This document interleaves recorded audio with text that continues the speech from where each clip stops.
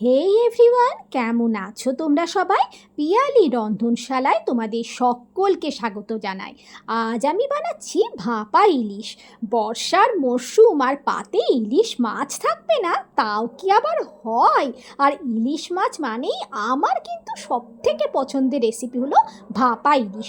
সর্ষে ইলিশও মন্দ লাগে না, ভাপা ইলিশটা দারুণ লাগে। খুব সহজ রান্না, চটপট হয়ে যায়, খেতে অপূর্ব স্বাদ। প্রথমেই 3 পিস ইলিশ মাছ নিয়ে লবণ, হলুদ আর অল্প একটু সর্ষের তেল দিয়ে ম্যারিনেট করে ওই মোটামুটি রেখে দিয়েছি মিনিট 15 মতো। তোমাদের হাতে যদি বেশি সময় থাকে তোমরা আধ ঘন্টা মতো এটাকে রাখতে পারো, তবে 15 মিনিট রাখলেও কোনো অসুবিধা নেই। এই মাছটায় কিন্তু একদম ডিম ছিল না, খেতে দারুণ ছিল। এবার একটা সিম্পল মশলা তৈরি করে নেব। তার জন্য নিয়ে নেব একটু সাদা সর্ষে, অল্প একটু কালো সর্ষে, দিয়ে দেবে কিছুটা পোস্ত আর কয়েকটা কাজু বাদাম। এটাকে আমি একটু ড্রাইভাবে ঘুরিয়ে নিচ্ছি অল্প লবণ দিয়ে, তাহলে সর্ষেতে যে তেতো হয়ে যাওয়ার সম্ভাবনা থাকে না, সেটা থাকে না।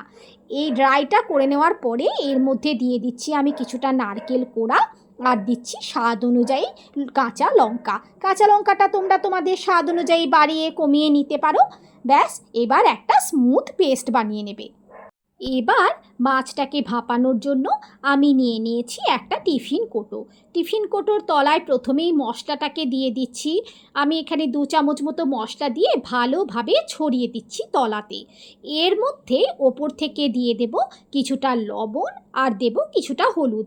তোমরা কিন্তু চাইলে লবণ, হলুদ, আমি তো আগে একটু লবণ দিয়েছি দেখেইছো, আরও একটু স্বাদ অনুযায়ী লবণ একসাথে দিয়ে অল্প একটু হলুদ দিয়ে পেস্টটা কিন্তু করতে পারো। আমি সেভাবে করিনি, এর মধ্যে আমি আলাদাভাবে লবণ হলুদ অ্যাড করে মাখিয়ে দিচ্ছি। লবণ হলুদটা দেওয়ার পর ভালোভাবে একবার মিশিয়ে নেবে। মিশানো হয়ে গেলেই আমি একে একে মাছগুলোকে সাজিয়ে দেব। 3 পিস মাছ আমি পরপর 2 পিস রাখছি, ওপর থেকে একটা দিয়ে দেব। এই টিফিন বক্সটাতে আমার 3 পিস মাছ সুন্দরভাবে ভাপানো হয়ে যাবে। মাছগুলোকে সাজিয়ে দেওয়ার পর ওপর থেকে বাকি মশলাটাও ছড়িয়ে দিচ্ছি। এই রান্নাটার জন্য আলাদাভাবে কোনো জল ব্যবহার করবে না। তোমরা চাইলে মিক্সিং জারটা ধুয়ে অল্প একটু জল দিতে পারো। ওপর থেকে দিয়ে দিচ্ছি বেশ খানিকটা কাঁচা সর্ষের তেল আর দিয়ে দিচ্ছি কটা কাঁচা লঙ্কা। সব কিছু দেওয়ার পরে ভালোভাবে টিফিন বক্সের মুখটা বন্ধ করে দিচ্ছি। এদিকে আমি কড়াইয়ের মধ্যে কিছুটা জল গরম আগেই করতে বসিয়ে দিয়েছিলাম ভাপানোর জন্য মাছটাকে। জলটা গরম হয়ে গেছে, ওপর থেকে দিচ্ছি একটা স্ট্যান্ড, তার উপর টিফিন বক্সটা বসিয়ে মিনিট 12 থেকে 15 মতো ভাপিয়ে নিলেই রেডি হয়ে যাবে ভাপা ইলিশ। ইলিশ মাছ রান্না হতে কিন্তু বেশিক্ষণ সময় লাগে না, 12 থেকে 15 মিনিট ভাপিয়ে নিলেই মিডিয়াম টু হাই ফ্লেমে ভাপাবে, তৈরি হয়ে যাবে এই দারুণ স্বাদের ভাপা ইলিশ।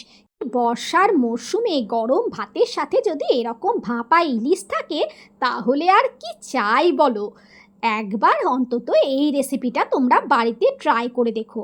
কেমন লাগলো আমাকে কমেন্ট করে জানিও, ভালো লাগলে একটা লাইক করে দিও। Bye bye.